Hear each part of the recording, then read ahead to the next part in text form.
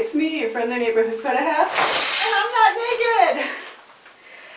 Today we're going to talk about the conditioner step. Now, if you've got fine, non-porous hair or fine hair, just hair that doesn't need a lot of conditioning, you might be able to completely skip conditioner. Usually you're going to need to add a little bit of a light conditioner to detangle. Now my hair doesn't need a whole lot of detangling generally, but if you do need a lot of detangling, or to do the detangling, you're going to do either finger combing, which I'm going to show you. You might use a wide tooth comb. People who need a lot more detangling sometimes use a Denman brush or a Tangle teaser. I'm going to link those in the description box below. And so let's get started. Now some people find, I'm going to use this as the Renpier, the red bottle, which is My Pretty Hair is Parched, because they can't come up with a shorter name. But you might only want to add it depending from the ears down. I'll do that sometimes in the summer or the spring when my hair needs less moisture. It's fall and winter my hair needs a lot of moisture, so let's see. I'm going to do about that much of this one. It just depends though. Some conditioners are more or less moisturizing, so, and like more watery, less watery. Oh, I'm going to add, there's two steps, there's two schools of thought to conditioner.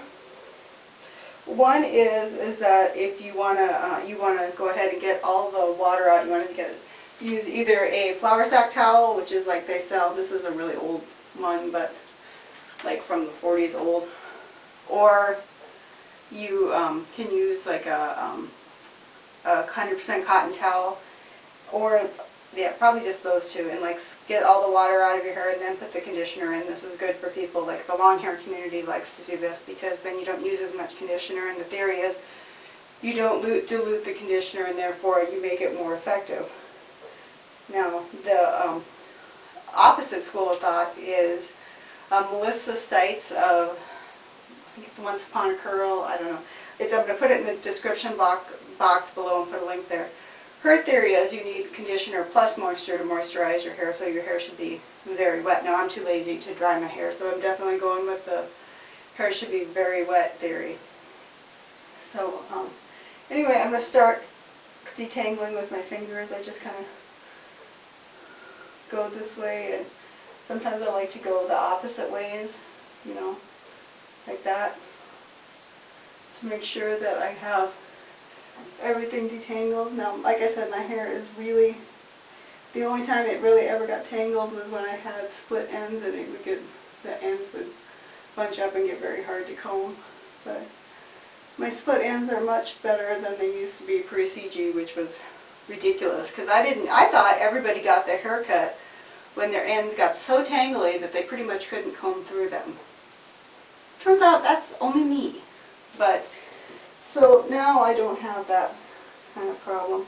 I'm surprised I'm not really, oh, when you get to a tangle where you can't really pull through it, I usually stick my finger right where the tangle is and sort of pull apart to gently pull on it. Here's one.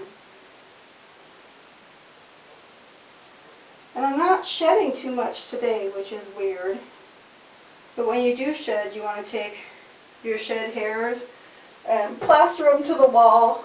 And then before you get out of the shower, take your shed hairs and throw them away, because leaving them there is gross, even though I do it all the time. I don't mean to, but I do. I don't know if it's showing on the camera or not, but my bathroom is really steamy because I had to shut off the fan. Okay. See, so anyway, so that's basically detangled.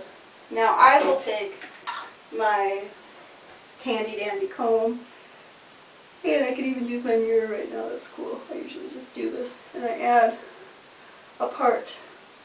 Now my hair is, as you can see, it's detangled, so it's combing really easy. My hair is thin and fine, so I like to make sure I get enough volume over here, so I kind of do my part at an angle.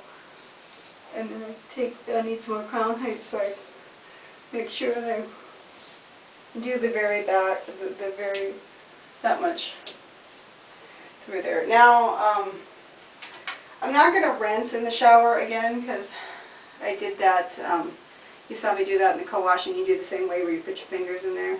One thing I sort of like make sure that I'm holding my part and my part, you know, like it'll go like this under, you know, I'll be under the running faucet, like that. Down below I'll link the Melissa Squish, but with that you would take, instead of just, see, I rinse everything out. That's one way to do it. Another way to do it is to rinse most of your conditioner out. That's the way Diva tells you to do that, but I don't like that because I don't have control over how much conditioner is actually going in my hair, how much leave-in, you know. I'm going to sneeze here. Maybe not. Excuse me. And then, I would probably sneeze again because don't you always sneeze in threes? With the Melissa Squish method, she wants you to take cups full of, well, when you have conditioner in your hair, she wants you to do like this to work all the water and conditioner into your hair, and then you take and get your head under the shower, shake it real quick, just to, you know, just a tiny bit less, like sneak it in, sneak it out, just to get some more water, and then you fill your hands with water, bring them up and squish them like this until you, and do that enough times till you've got the right amount of conditioner in your hair. So let's see, I think that's all about rinsing. Okay, I think that's it. I'm sure I'm leaving stuff out because I'm sure I will. But that's all I can think of right now. So thank you for watching, and waves to the wavies. Hi, thought of two more things. The first one is that it says in the second edition of the Curly Girl book that you can rinse your hair with a hairnet. That just makes tangles inside the hairnet as you're rinsing. It's a dumb idea. It's, I don't know. I haven't talked to anybody that that's worked for. And anyway. And then the next thing is that some people find that it's better to like cradle their hair as they're rinsing it so it doesn't pull out their waves. Now, I'm not going to argue with what works, and if it works for you, good, and it's probably worth trying, but my personal thoughts on that is when your hair gets wet, all the bonds in your hair break and then they reform as it dries. That's why you can dry your hair straight, you can put it in rollers and get curls or whatever. So to my way of thinking, that your hair is wet before, when it has conditioner in it, it's wet after you rinse it, so I don't see what holding it up does. But it's worth a try. And anyway, I think that's really all I have this time. Waves to the wavies.